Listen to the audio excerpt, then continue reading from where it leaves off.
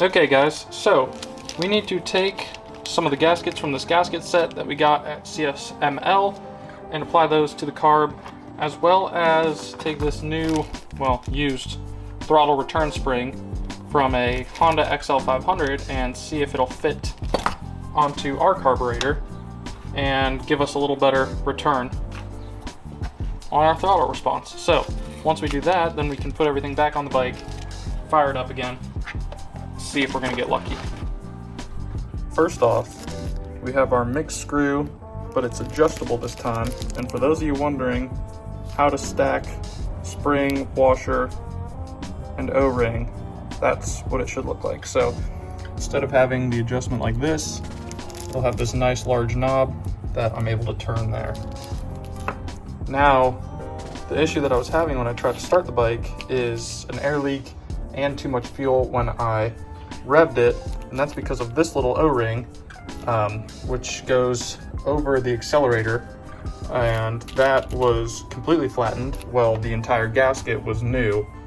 So with this gasket being new and this gasket being flattened, there's obviously a big discrepancy and a gap in between that was causing air leak and fuel leak. And I'm hoping that that will solve my problem along with this. We also picked up a new solenoid just because I'm pretty sure mine's on the way out. And I got a throttle body from, I think this was an XL500, but I think the spring will work. And that way I can try and get a little more spring tension on the throttle return for the carb. Beyond that, we've got a new flasher for the turn signals, although I don't think I need to install that yet as the turn signals are working fine. We've got our new oil filter ready to go. And essentially, we should be pretty set after this. Just need to add those two O-rings in, change out our fuel air mixture screw, change out our throttle return spring, and then see how we're running after that, or if we're running. This was what was causing the issues the first time I tried to start it up. This is pretty much shot. Had to get a whole nother kit just to get an O-ring that same size. So that's what we're gonna do now. Replace that O-ring and see how it responds once we do that. Yeah, that feels much better. Okay, so that's replaced now, as well as a new seat here. Just keeping an eye on all the corners of the gaskets as I'm putting it down. So far so good. Alright, so that looks like it's seated properly. So now we will go ahead and place these guys back in here, screw them down just to general tightness, not to full tight, until we review the rest of it. Okay, awesome. So our bowl is now set.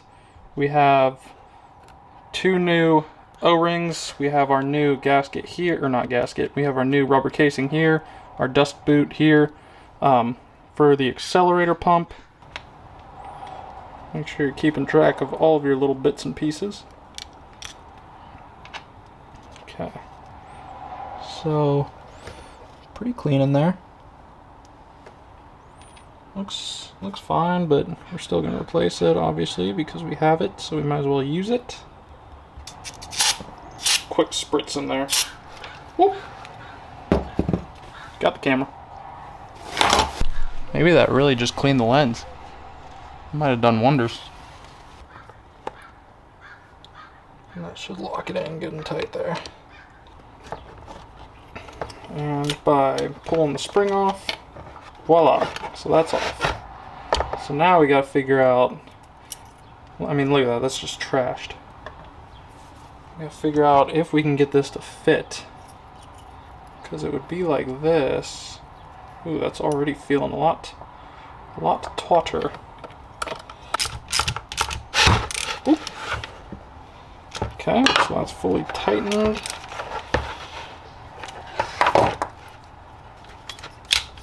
Yeah, that feels nice, guys. There is a little bit of play here. I'm not sure why, but I think we're just going to say it is what it is. Okay. So that's seated and tightened. Let's see what the return's like. I don't know, that feels better. Just real gross and grimy. Give that the good old thumb clean.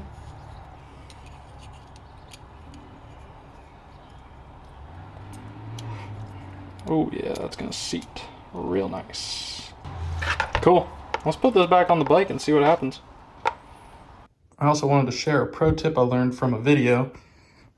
You can actually pull the carb from the side of the bike. It's a little tricky, but if you take this frame bracket off from right here and you take the little pump, oil pump slash air pump thing that sits right here, take that out, you can get just enough room to wiggle it out by loosening this bolt, and taking this bolt out.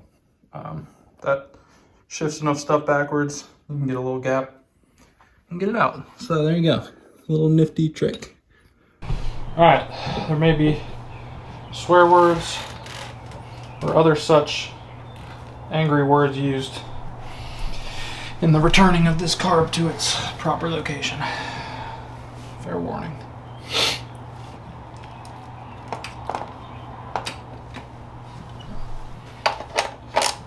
So the looser you have or off these few bolts that hold on the rear, the easier this process is in general. So I would recommend just taking them all off. If you're like me and you like to reinstall things in between so that you don't lose them, these little guys are going to get in the way, screw things up for you. So keep an eye out for that. Oh, so close. Oh my gosh, that was so easy. Wow, no way. Okay, so now go ahead, pop a few of these bolts back in for the rear box area, just to make sure that everything holds in place where we need it to. That cable is installed. It's in its proper slot. That's good. So that's our choke. We gotta do our throttle cables. This is fuel line. This is lower throttle cable, I believe. Where's that upper? Oh, okay. Yeah, so upper is the one that pulls. I do that every time. Okay, that's installed there. That's nice and easy. And then it goes up in here. This is our lower one, which gets pulled in when you throttle up, which is good. And that needs to run through under your don't want to lose that, under your control, through that little tab there, and then up into this little slot, which it never likes to go into very easily. It always fights. I should have reconnected these before. That would be my tip. Reconnect these after, or once you've already got the carb out, and then just slide everything back in together, all nice and neat.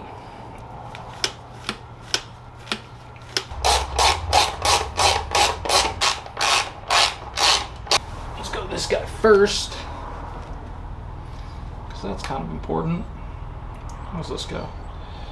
This is drain.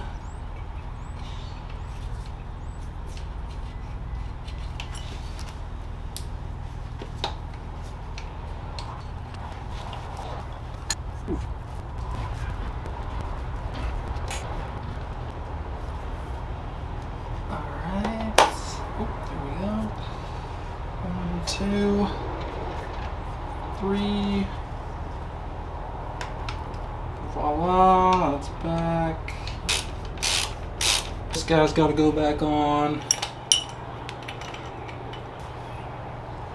And this one you can give a real proper. Okay.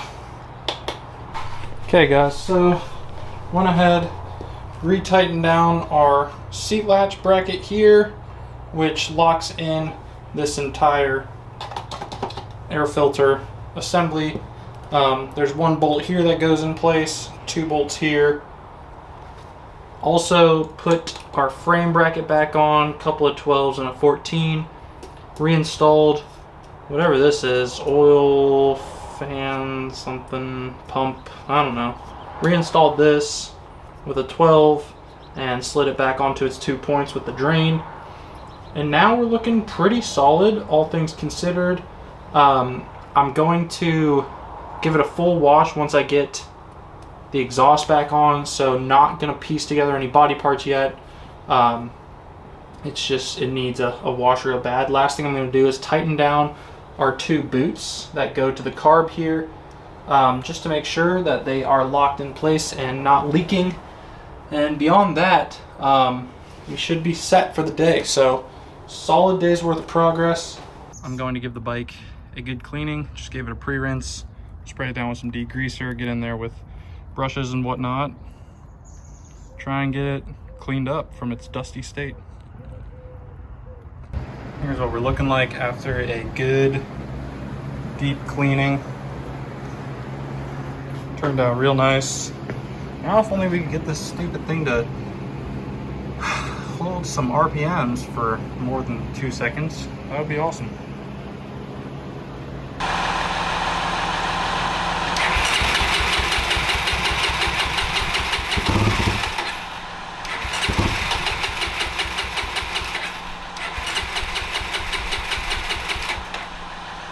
We have new friction and steel plates for the clutch. We can change the oil, get those plates in. And yeah, let's get these fluids ready to go. And then at least that way, when the time comes, we're ready to just pop the carb out real quick. Change up the accelerator pump, hopefully get that sealed off, and then try and fire it up again. All right guys, we got what is hopefully finally the last part that this carb needs before it's no longer gonna be leaking. New accelerator pump. I'm not even sure if it's going to be the right size. I'll be really bummed if it's not, but that is the only spot right here where we were leaking when we fired it up. So I'm wondering if that was enough of an air leak to cause some serious issues. So we're going to pull this off, replace it with a new pump that will seal properly, hopefully, please. And then maybe, just maybe, this bike will actually run. But I am proud of myself because I got this carb off in a matter of minutes. It's not nearly as hard as you think it is once you know what you're doing. So that's nice at least. Thankfully, it does appear to be the proper length. And if you look at that difference in thickness, you can see why the one on the left, which is the old one, wasn't sealing properly. So, man, I hope this is the solution to all my problems, but let's switch these out, get it back in, and then finish up this clutch, put in the new solenoid, and should be good to fire it up. For those of you that want to see what brake fluid should never look like, there you go. Just a gunky, disgusting, pooled up mess. So I'm glad that we decided to knock this out. Gave it a good cleaning and am pumping some new fluid through it now. Look at how bad this was. Just horrible. You can hear the crunchiness. Probably should have rebuilt the front caliper, but we're gonna see how it does. That's disgusting. Okay guys, we have a couple of welcomed additions here. 2 new throttle cables. So right now our throttle is super stuck. Doesn't slide on its own at all. We're gonna clean the handle, pull this assembly off, replace our 2 cables. Should be a nice simple fix. All right, well, the new cables are on. I haven't attached them to the carb, but they're fed through, and obviously this is significantly more functional now, so should roll right back once we do attach it and get the carb all set.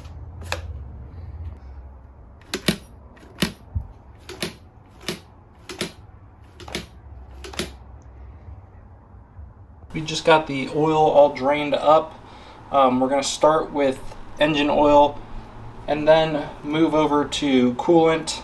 But with the engine oil, we're also going to be pulling out our friction plates and steel plates and replacing those. So letting this all drain as much as possible, and then we're going to work our way over to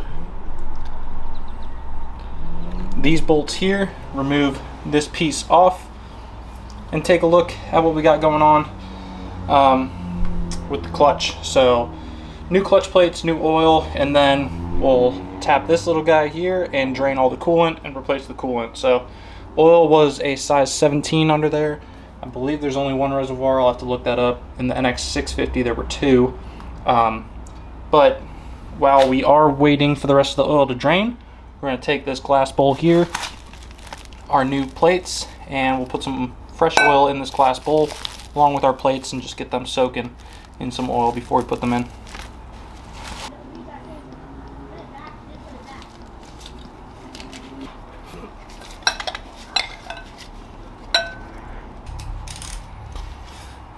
Interesting.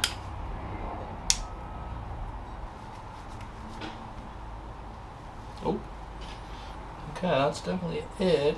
Now how do you get it to go?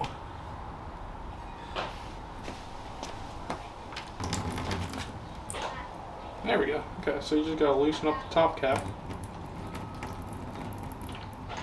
That's some nasty looking stuff.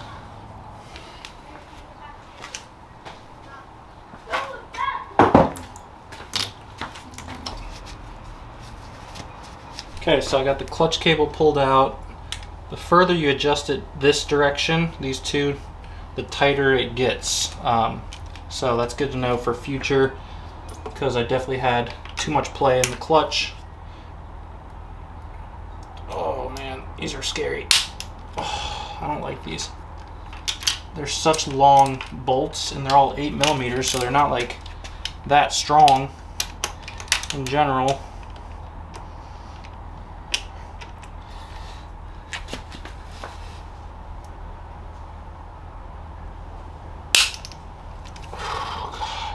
And if I strip one of these off, I'm screwed. What all do I have to take off to get this plate off? Do I have to take this off? Do I have to move the brake? Kind of looks like it. Doesn't it? That would suck. Okay, so that's a big one. Pry this off. Ah, ha ha ha ha. Yes, okay. Now we're talking. So what, I still have to disconnect that? That's stupid. This foot peg's going to be locked into place. Oh, there we go. Okay, foot peg's out. Now the question is, can we get this out without having to do more finagling?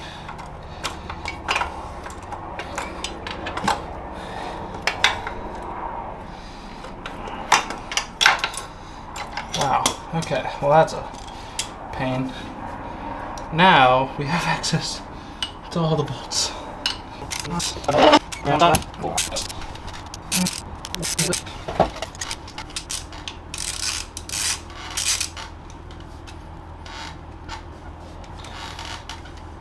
This has to come off.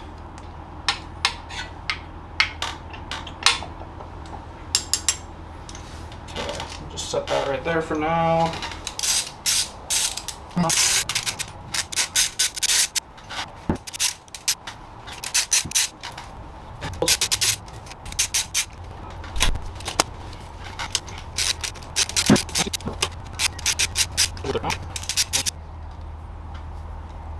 Okay, we are pulling out the old filter.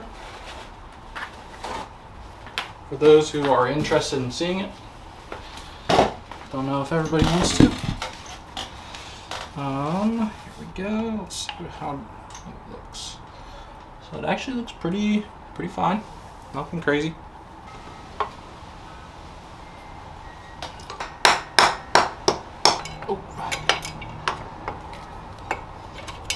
All right, y'all. Finally figured out how to break it loose. There's a tiny little tab on this really difficult to reach one right here. If you go through the backside and find something long enough that you can hit, you can kind of tap it and give it some good effort hits from back there and shake it loose. So let's see. So that's my quick diagram, and I'm gonna just stick these bolts into the holes that they're assigned to, just like that. So that way I can set it over on the side and not worry about what I'm about to lose. Now let's go ahead and pull this off. See how things are looking.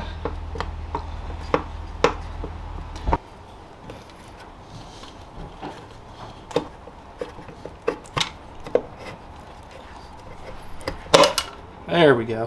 Whew. Wow. That was a pain in the butt. Pain in the butt. We have had our plates, our friction plates and our steels soaking in oil overnight. Everything looked good inside of our case here. No concern. So what we're going to do first is get off this old gasket, strip that off. Then we're going to undo these 4 bolts, pull these springs, pull the plates, replace the plates with the new ones in the same order that they're stacked here, and then we have new springs as well, which should help. So let's go ahead and knock that out. Hopefully it's not too difficult of a process.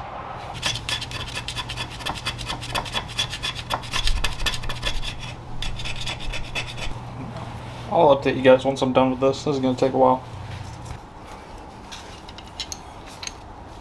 We just have to remember the order that everything goes. That's the one thing. Can't forget about checking our order. They actually gave me 5 springs in this kit, which is weird, but whatever.